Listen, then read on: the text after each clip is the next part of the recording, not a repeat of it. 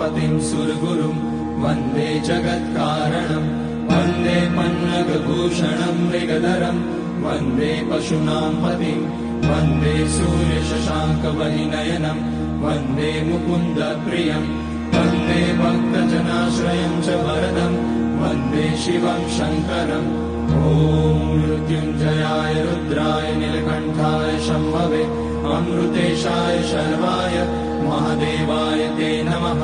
नमस्तेऽस्तु भगवन् विश्वेश्वराय महादेवाय त्र्यम्बकाय त्रिपुरान्तकाय त्रिकाग्निकालाय कालाग्निरुद्राय नीलकण्ठाय मृत्युञ्जयाय सर्वेश्वराय सदाशिवाय श्रीमान् महादेवाय नमः।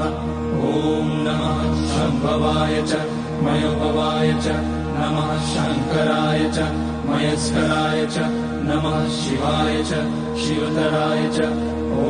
त्र्यम्बकं यजामहे सुगन्धिं पुष्टिवर्धनम् उर्वारुकमिव बन्धनान् मृत्योर्मुक्ष्यमामृतात् नागेन्द्रहाराय त्रिलोचनाय भस्माकराय महेश्वराय